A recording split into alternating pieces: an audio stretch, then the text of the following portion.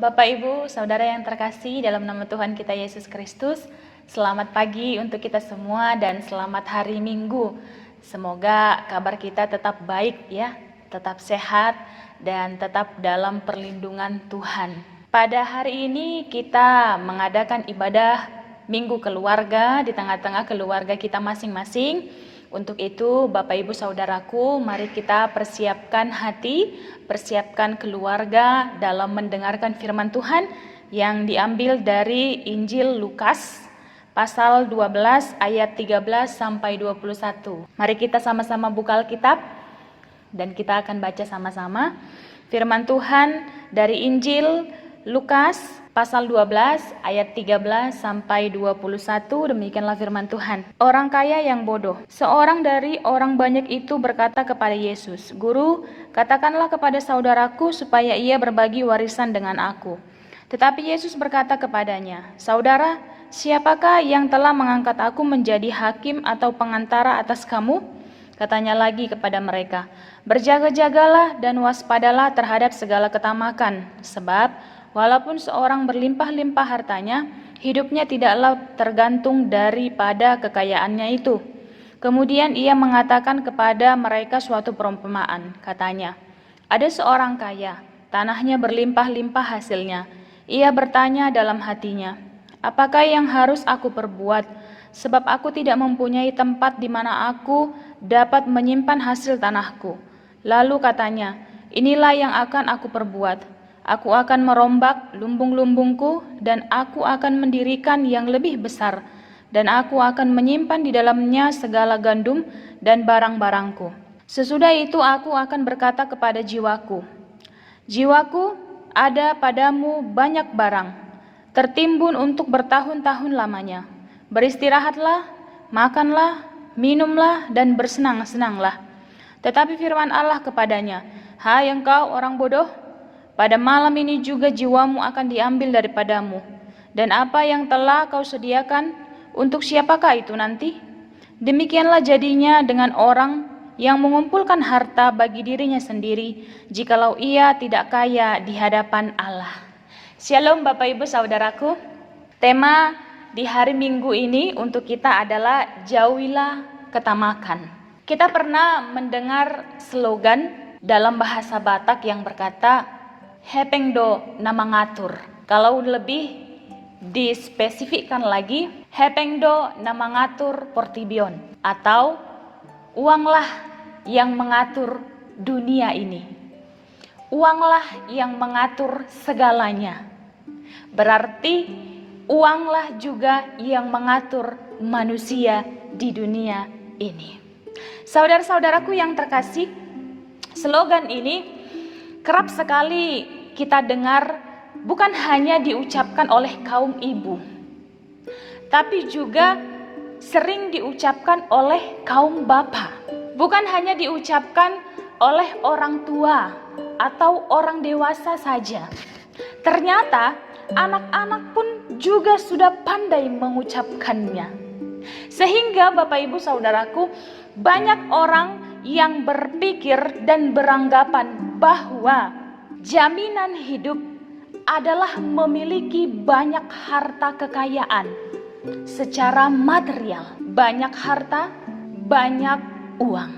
Dan ketika orang itu sudah memiliki semuanya, yang menjadi tujuan hidupnya adalah makan, minum, bersenang-senang, dan menikmati kemewahan duniawi. Bahkan juga banyak orang yang merasa bahwa hidupnya ini dan kehidupan ini bisa ditentukan atau diaturkan oleh dirinya sendiri dengan kekayaan material yang menjadi jaminannya, sehingga seluruh hidupnya difokuskan pada kekayaan yang selalu berusaha ia dapatkan dengan berbagai cara. Luar biasa kan Bapak Ibu Saudaraku?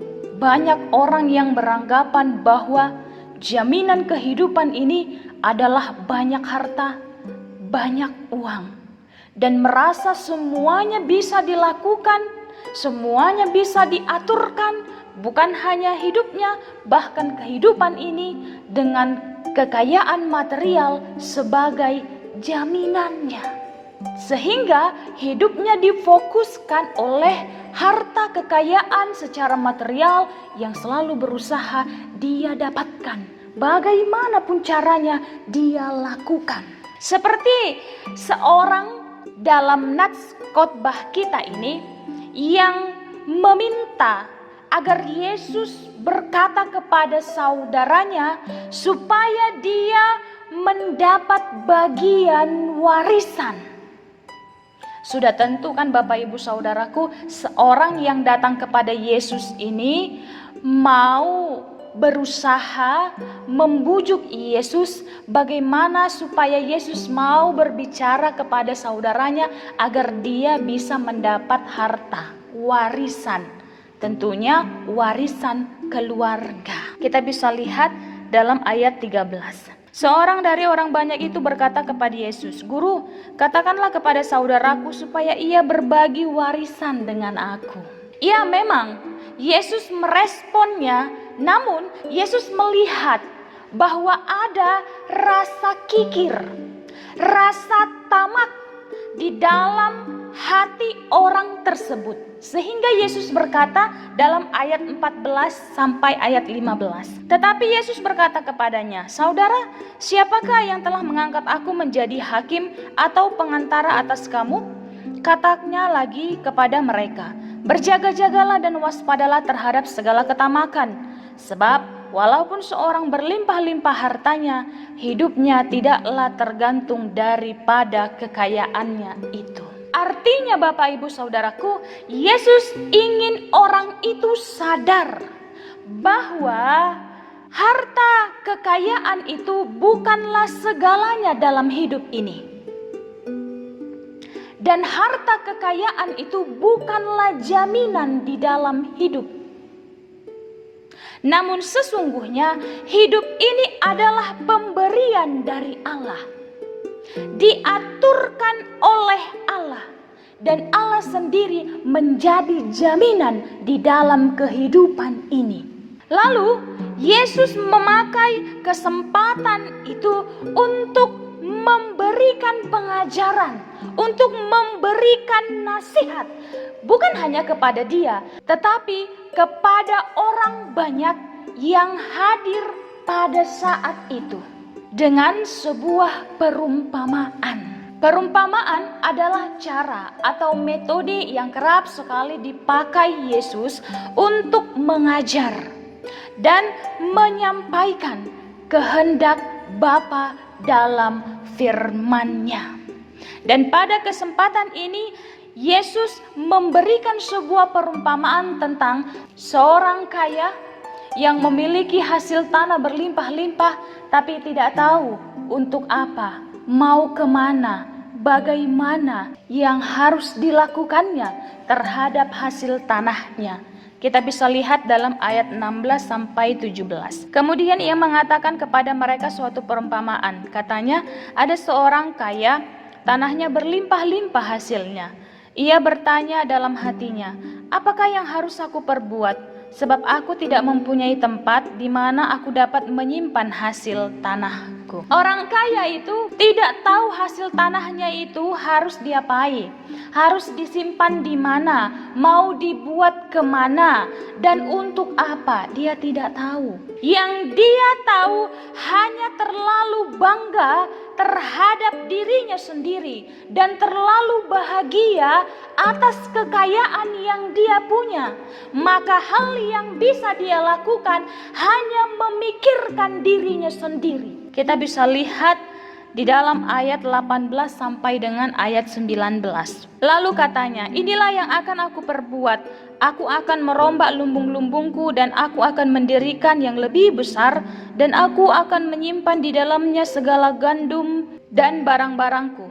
Sesudah itu aku akan berkata kepada jiwaku, 'Jiwaku, ada padamu banyak barang, tertimbun untuk bertahun-tahun lamanya. Beristirahatlah, makanlah, minumlah, dan bersenang-senanglah.'" Tentu Bapak Ibu Saudaraku, orang banyak yang ada pada saat itu yang mendengarkan tentang perumpamaan Yesus itu pasti merasa iri kepada orang kaya tersebut. Karena mereka akan berpikir sungguh enaknya orang kaya itu. Tak perlu repot-repot untuk membagi harta kekayaannya. Tidak perlu capek-capek untuk memberi kepada orang lain kekayaan yang dia punya. Pasti ada rasa iri bagi mereka yang mendengarkan. Namun Yesus katakan bahwa di hadapan Allah, bagi Allah, orang kaya itu adalah orang bodoh. Ayat 20-21. Tetapi firman Allah kepadanya, "Hai engkau orang bodoh, pada malam ini juga jiwamu akan diambil daripadamu. Dan apa yang telah kau sediakan, untuk siapakah itu nanti?" Demikian jadinya dengan orang yang mengumpulkan harta bagi dirinya sendiri, jikalau ia tidak kaya di hadapan Allah. Kenapa? Kenapa bagi Allah orang kaya itu adalah bodoh? Kenapa Yesus juga katakan orang kaya itu bodoh? Karena dia berhenti pada kekayaannya dan lupa akan sesuatu hal yang sangat penting. Dia berhenti hanya pada kekayaannya itu saja.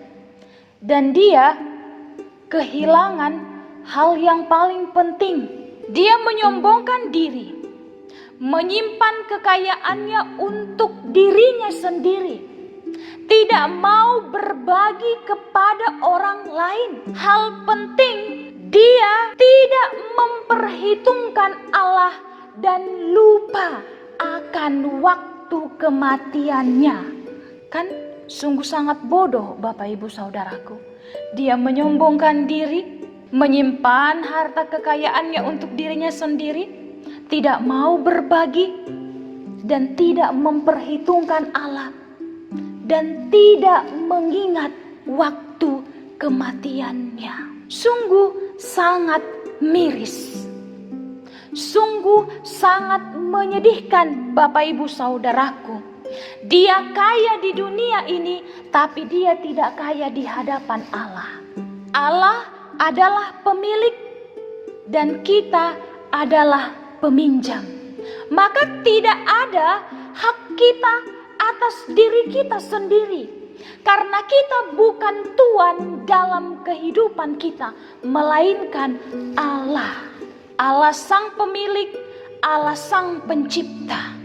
Saudara-saudaraku yang terkasih dalam nama Tuhan kita Yesus Kristus. Di sini Yesus bukan hanya berbicara tentang kehidupan, tetapi kehidupan yang berkelimpahan. Karena Yesus pernah berkata bahwa ia datang supaya mereka mempunyai hidup yang berkelimpahan. Lalu apa yang dimaksudkan Yesus dengan hidup yang berkelimpahan? Ternyata hidup berkelimpahan yang dimaksudkan Yesus adalah hidup yang menghidupi firman Tuhan dan melakukannya di dalam kehidupannya. Karena inilah hidup yang memiliki arti dan tujuan yang ada di dalam pribadi Yesus sendiri. Karena Yesus adalah jalan kebenaran dan hidup. Saudara-saudaraku yang terkasih dalam nama Tuhan kita Yesus Kristus. Sebab kehidupan tanpa tujuan, meskipun penuh dengan harta kekayaan material, itu adalah kehidupan yang sangat miskin. Sebaliknya, kehidupan yang memiliki tujuan, meskipun kekurangan hal-hal materi, itu adalah hidup yang berkelimpahan. Bisakah kita pahami Bapak Ibu Saudaraku? Walaupun kita memiliki banyak harta kekayaan, tapi hidup kita tidak punya tujuan, itu sama dengan kehidupan yang miskin. Tapi walaupun kita tidak memiliki harta kekayaan yang berlimpah-limpah secara materi di muka bumi ini, tapi hidup kita penuh dengan satu tujuan, yaitu Allah Bapa dalam Yesus Kristus. Hidup kita itu penuh dengan kelimpahan. Kelimpahan dari Allah. Bapa. Hidup yang berkelimpahan dari Allah akan membentuk hidup kita sendiri dan akan memberikan makna kepada kita bahwa kita hidup atas perintah Allah, serta hidup kita ini diaturkan oleh Allah untuk mengalahkan perhambaan atas dunia. Maka dari itu saudara-saudaraku, ada beberapa poin pengajaran yang bisa kita ambil dari perumpamaan Yesus ini. Yang pertama, tentunya semua orang ingin menjadi kaya. Saudara-saudaraku juga kalau ditanya mau gak jadi orang kaya, pasti jawabannya mau. Inang pendeta pun kalau ditanya, Inang pendeta mau gak jadi orang kaya? Tentunya Inang pendeta jawab mau, kan begitu. Semua orang pastinya ingin menjadi kaya. Dan itu tidak salah Bapak Ibu Saudaraku. Tapi janganlah kita mengejar kekayaan itu dengan menjadi orang yang loba, orang yang tamak, yang kikir dan egois. Jangan, itu salah. Dengan kita belajar, berusaha, bekerja, jangan lupa berdoa agar apa yang kita kerjakan itu diberkati Allah. Apa yang kita kerjakan itu dibantu oleh Allah. Allah turut campur tangan dalam apa yang menjadi kesibukan aktivitas usaha kita. Sehingga hasil dari pekerjaan kita itu dipakai Allah untuk memuliakan namanya. Jadi Bapak Ibu Saudaraku, kalau kita ingin menjadi orang kaya, jangan jadi tamak ya. Jangan kikir, jangan egois. Tapi biarlah apa yang kita kerjakan itu kita sampaikan kepada Tuhan, kita mohonkan Tuhan campur tangan, maka Tuhan akan memberkati, membuahkan hasilnya menjadi kemuliaan nama Tuhan. Yang kedua saudara-saudaraku, janganlah kita fokus pada kekayaan dunia ini dan mengabaikan Allah. Ini sering sekali menjadi persoalan dalam kehidupan kita. Kita terhanyut dalam harta duniawi. Kita terhanyut dalam kekayaan duniawi sehingga kita mengabaikan Allah. Karena harta duniawi itu tidak menjadi jaminan dalam kehidupan kita. Dan hidup kita ini tidak bergantung pada kekayaan dunia. Namun Allah menjadi jaminan yang hidup bagi kita. Dan hidup kita bergantung kepada Allah. Saudara-saudaraku yang terkasih, percayalah jika hidup kita ini bergantung atau diaturkan oleh harta kekayaan di dunia, hanya sedikit hal yang bisa kita lakukan. Semua hanya sebatas uang Bapak Ibu Saudaraku. Kita hanya memberi karena banyak yang ada pada kita. Tapi kalau kita kekurangan, sedikit yang ada pada kita, kita tidak akan memberi. Sempit Bapak Ibu, kecil. Itulah jika hidup kita bergantung pada kekayaan dunia dan diaturkan oleh kekayaan dunia juga. Tapi jika hidup kita bergantung pada Allah dan diatur oleh Allah, maka kita bisa melakukan hal yang besar. Sedikit pun yang ada pada kita, jika kita bersyukur Bapak Ibu, kita akan bisa membantu sesama. Tidak ada harta yang berkelimpahan dalam keluarga kita, namun kita tetap berterima kasih kepada Allah, maka kita boleh memberi dalam keterbatasan. Kita bisa membantu dalam keterbatasan. Hal yang besar dan luar biasa. Itulah yang bisa kita lakukan jika hidup kita diatur dan bergantung pada Allah. Berbeda kan Bapak Ibu Saudaraku? Sangat berbeda. Itulah mengapa di dalam Matius 19 ayat 21 sampai 23 Yesus katakan bahwa lebih mudah seekor unta masuk melalui lubang jarum daripada seorang kaya masuk ke dalam kerajaan surga. Kenapa Bapak Ibu? Karena orang kaya itu hidupnya bergantung pada hartanya. Orang kaya itu hidupnya diaturkan oleh hartanya. Ketika Yesus katakan, ambillah hartamu dan pergilah, bagilah kepada sesama. Orang kaya itu terdiam dan pergi. Dia tertunduk sebab terlalu banyak hartanya. Hidupnya itu tergantung oleh hartanya. Hidupnya itu diaturkan oleh hartanya. Maka ketika Yesus katakan untuk membagi hartanya, dia tidak bisa melakukannya. Dan berat hatinya untuk berbagi kepada sesama. Yang ketiga, saudara-saudaraku, kita harus waspada terhadap segala bentuk ketamakan, segala bentuk kekikiran dalam hidup kita.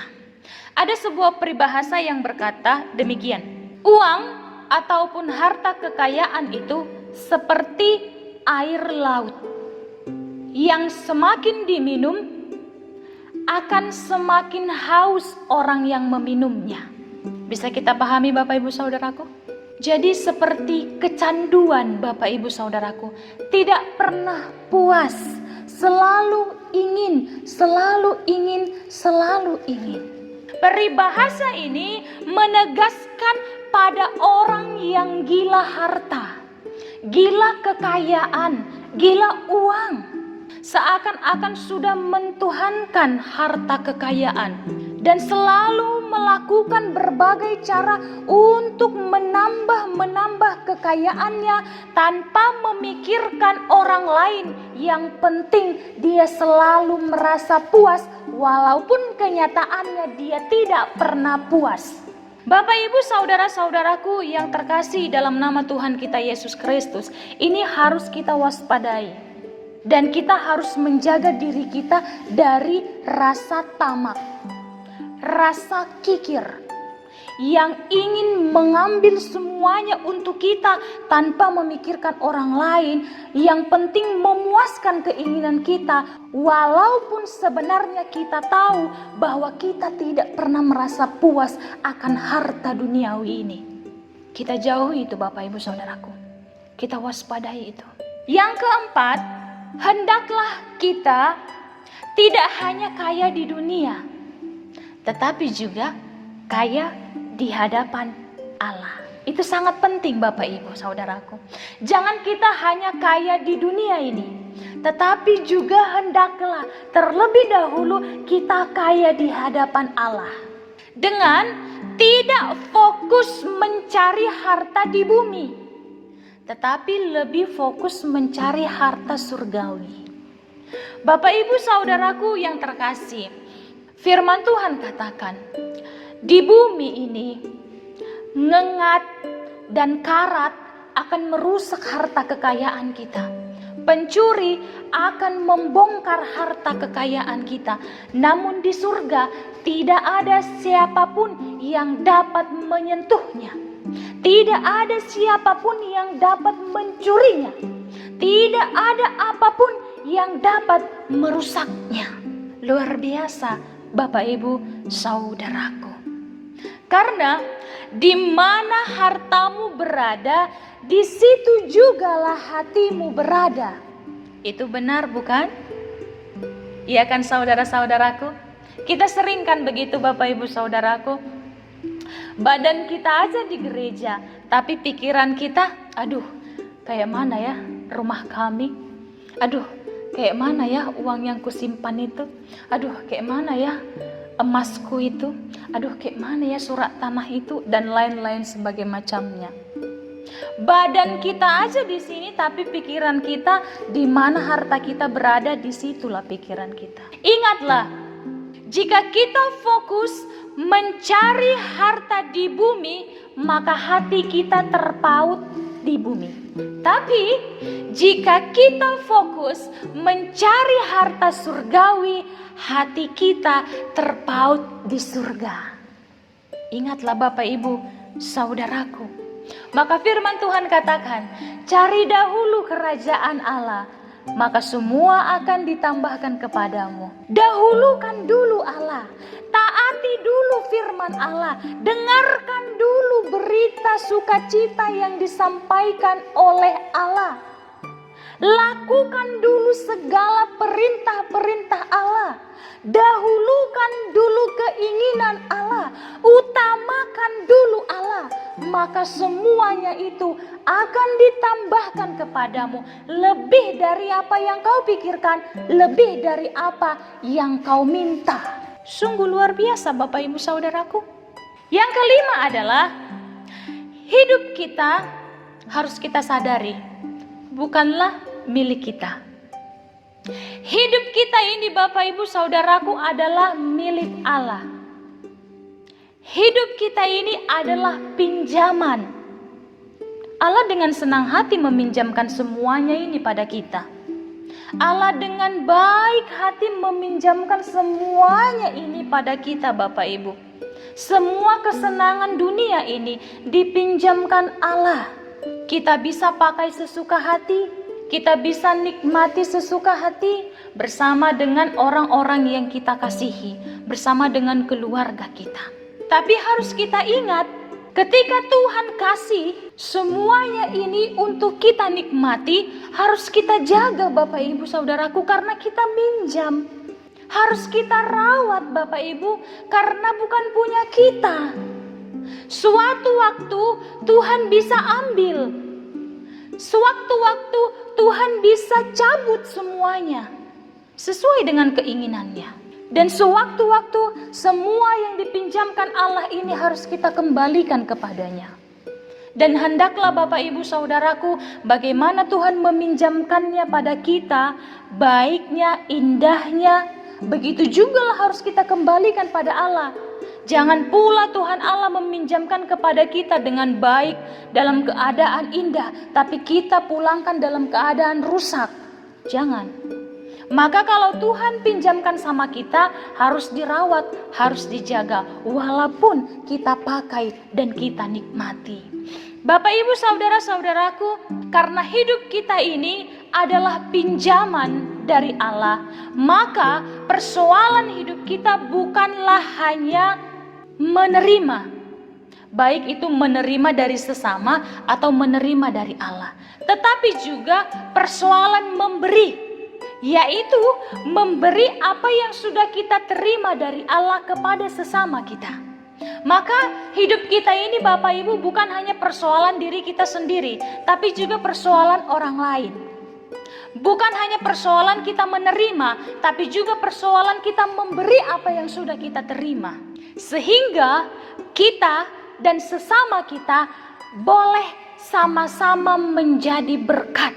Karena kita sama-sama memikirkan saudara-saudara kita.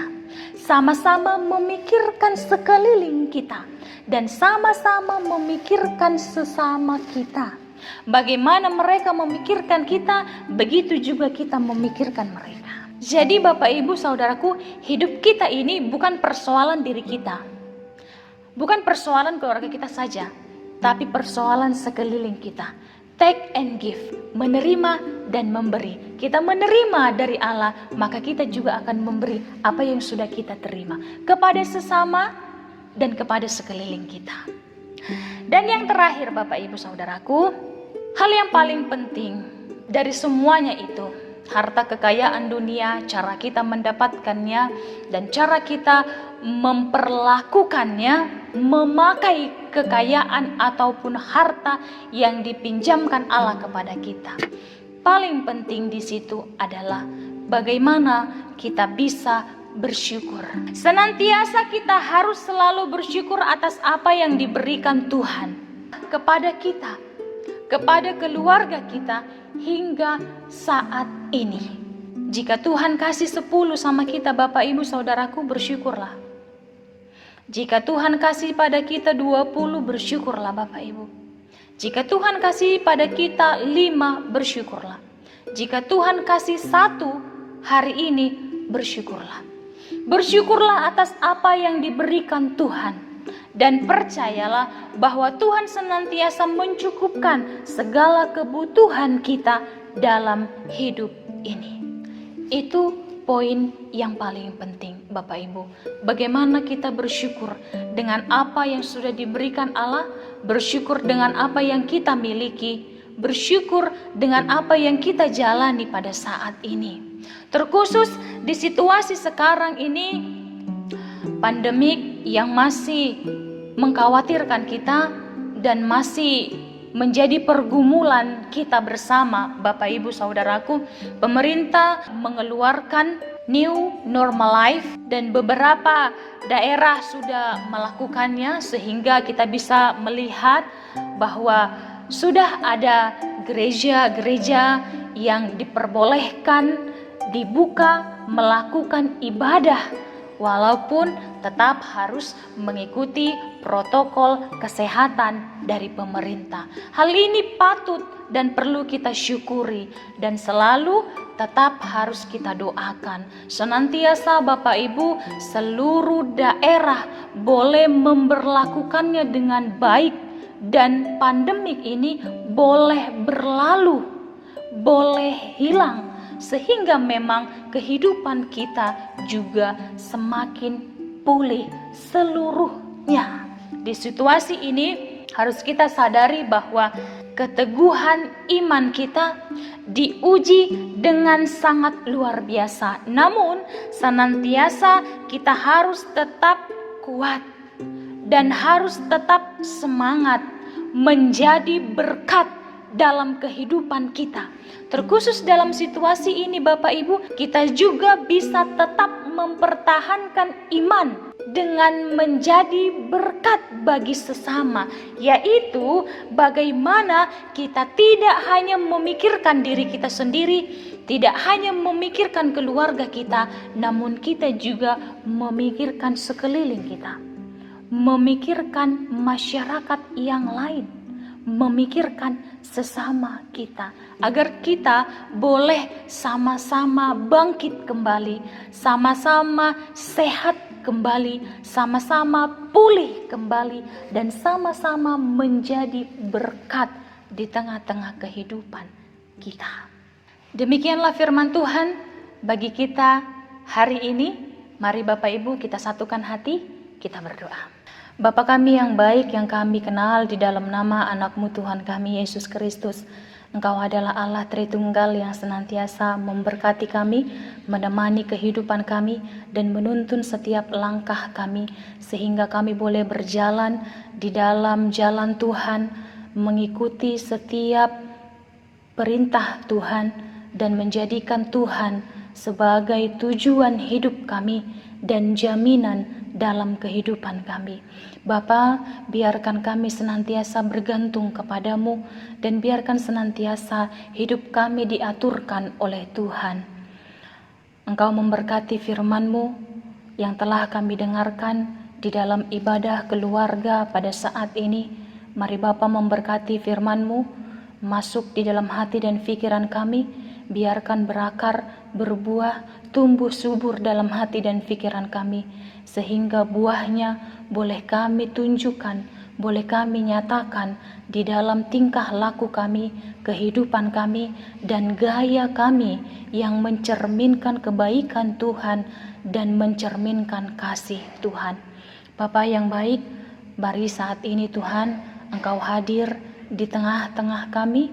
Kami mau berdoa untuk gereja-Mu HKI Resort Pangkal Pinang. Senantiasa Bapa memberkati, Bapa juga memakai gereja-Mu menjadi berkat di tengah-tengah kehidupan kami. Mari Tuhan, Engkau memberkati jemaat-jemaat-Mu yang melakukan ibadah minggu keluarga pada saat ini. Kiranya Bapa menambahkan berkat, menambahkan sukacita, menambahkan damai sejahtera, menambahkan anugerah yang berlimpah-limpah dalam keluarga tersebut. Mari Bapa juga memberkati anak-anak gereja-Mu di dalam setiap persekolahan, di dalam setiap perkuliahan dan pekerjaan. Mari Tuhan tuntun, Tuhan temani, Tuhan jagai, berikan kesehatan dan berikan kekuatan. Untuk anak-anak-Mu Tuhan yang belum mendapat pekerjaan hingga pada saat ini, kami mohonkan kebaikan hati Tuhan. Mari Tuhan tunjukkan jalan pekerjaan yang baik bagi mereka. Senantiasa mereka boleh tetap hidup di dalam Tuhan dan senantiasa bersyukur atas pemberian Tuhan. Bapa, kami juga mengingat saudara-saudara kami, jemaat-Mu yang pada saat ini Tuhan mungkin belum boleh melakukan ibadah minggu keluarga di tengah-tengah keluarga mereka disebabkan oleh berbagai rintangan ataupun tantangan. Kiranya Tuhan di hari-hari yang akan datang, mari Bapa ketukan hati dan pikiran mereka, dan Tuhan memberkati keluarga mereka sehingga mereka boleh bersekutu, melakukan ibadah keluarga bersama-sama, mendengarkan firman Tuhan dan menerima berkat sukacita dari Tuhan.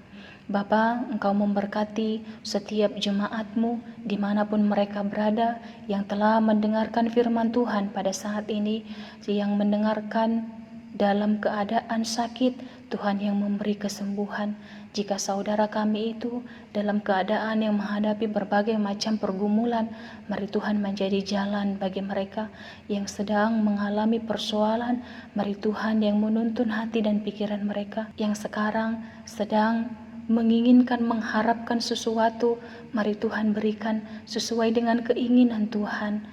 Dan bagi saudara-saudara kami yang pada saat ini mendengarkan firman Tuhan dalam keadaan sedih dan berduka, mari Bapa yang menghiburkan dan mari Bapa yang menemani senantiasa. Bapa yang baik, kami berdoa untuk kota kami Pangkal Pinang, negara kami Indonesia, dan untuk dunia ini. Engkau masih melihat Tuhan bahwa bahaya pandemik COVID-19 masih menjadi pergumulan di muka bumi ini. Kiranya kami mohon kepada Tuhan, kuat kuasa-Mu Bapa mencabut penyakit dari tengah-tengah dunia ini, membuang penyakit itu Bapa jauh dari dunia ini, sehingga dunia ini boleh pulih oleh karena kekuatan Tuhan, oleh karena kebaikan Tuhan. Dan kehidupan kami pun Bapa boleh kembali normal seperti biasanya, sehingga kerinduan kami untuk bersekutu terutama kepada Tuhan di tengah-tengah gereja-Mu boleh terobati secepatnya. Dan untuk kehidupan kami pun Bapa, kerinduan kami melakukan segala aktivitas kami, kesibukan kami seperti biasanya, kami boleh lakukan kembali dengan perantara kebaikan Tuhan. Bapa, kami juga berdoa untuk saudara-saudara kami yang pada saat ini terinfeksi penyakit virus COVID-19 ini. Mari Tuhan dengan kuat kuasa-Mu, dengan darah anak domba Allah, Tuhan menyembuhkan saudara-saudara kami. Tuhan menghapuskan penyakit itu dari tubuhnya, menghilangkan penyakit itu tak berbekas dari tubuhnya, sehingga saudara-saudara kami boleh sehat, boleh pulih kembali ke rumah masing-masing, dan boleh bertemu dengan keluarga, berkumpul kembali Tuhan, melakukan segala aktivitas mereka, terlebih melakukan segala kehendak Tuhan. Terima kasih banyak Bapa yang baik. Kami mau hantarkan kehidupan kami ke dalam tangan pengasihan Tuhan. Biarkan Tuhan yang mengatur kehidupan kami, sehingga Tuhan menjadi jaminan dalam hidup kami. Dan segala hidup kami ini Bapa bergantung kepadamu, dan Engkau menjadi tujuan, dan Engkau menjadi penolong yang setia bagi kami. Terima kasih banyak Bapa yang baik. Di atas segala permohonan kami, tetap kami mengingat segala salah, kejahatan, dosa-dosa yang kami lakukan, sengaja maupun tidak sengaja. Kami bawa itu ke dalam tangan pengasihan Tuhan. Kiranya Tuhan hapuskan dan Tuhan bersihkan kami dari segala dosa kami, agar itu tidak menjadi penghalang bagi kami menerima berkat-berkat Tuhan, dan Tuhan pakai menjadi perpanjangan berkat bagi sesama kami. Terima kasih banyak Bapa yang baik. Dengar dan sempurnakanlah doa kami yang kami hantarkan di dalam nama anak-Mu Tuhan kami Yesus Kristus. Anugerah dari Tuhan kita Yesus Kristus, kasih setia dari Allah Bapa, dan persekutuan dari Roh Kudus kiranya menyertai kamu sekalian hari ini, esok, sampai selama-lamanya. Amin. Shalom Bapak Ibu Saudaraku, selamat beraktivitas kembali. Tuhan Yesus memberkati.